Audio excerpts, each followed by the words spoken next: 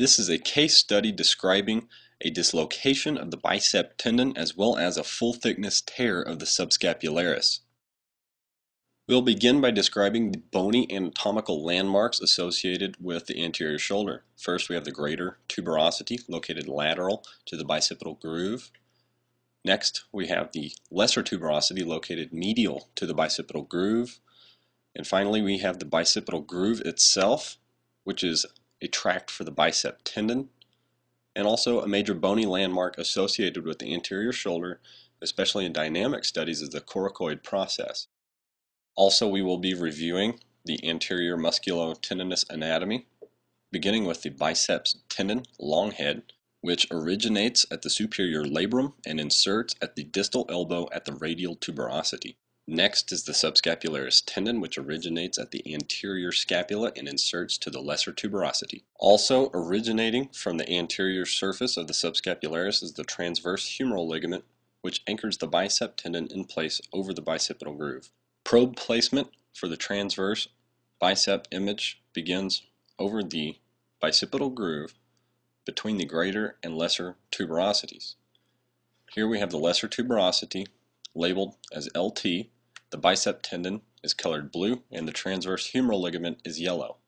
A stable bicep groove will be lower than the greater and lesser tuberosities.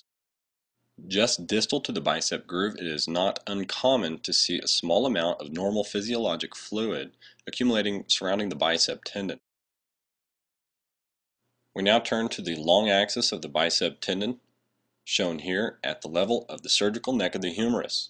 Highlighted is the bicep tendon fibrillar pattern.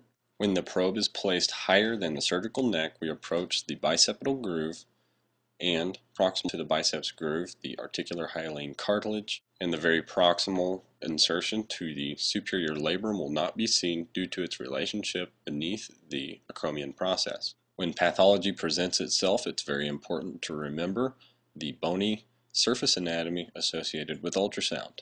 Here at the anterior humeral head, it's important to realize the green marked lesser tuberosity, the blue, which is the bicipital groove, and the white, which is the anterior humeral head. In this image, we have a dislocated bicep tendon located over the anterior surface of the humeral head. We'll again highlight it in red, corresponding with this axial T1 fat-sat MRI. Highlighted in white are the anterior surface anatomy, as seen on the left with ultrasound, on the right with the MRI. It's also important to note that there's a normal lateral vessel to the bicep groove, but only one. In this case, we see multiple vessels formed throughout the bicipital groove, which is considered abnormal.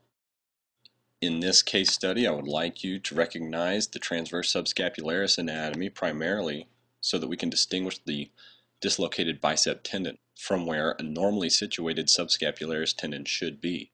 The vertical hypoechoic lines are not tears, but musculotendinous slips. We will orient ourselves to the long axis of the biceps tendon.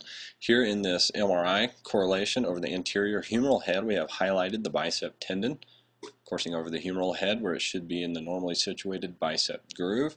Here in the yellow box would be our general field of view with the surface anatomy in white.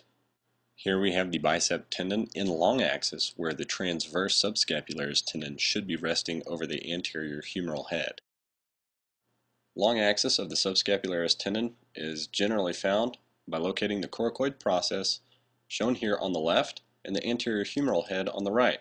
Externally rotate the arm, revealing the lesser tuberosity, becoming a very lateral structure. Again, when pathology presents itself, we must rely heavily on our bony landmarks as the tendons may not be normally situated.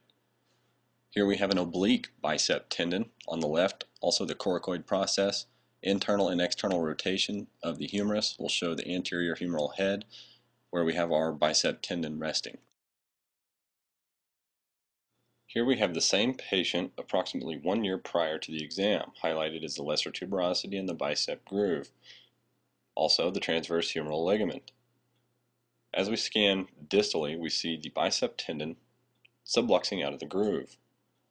As we scan even more distally, we see the bicep tendon not quite anchored as closely to the humerus as we would like to see it.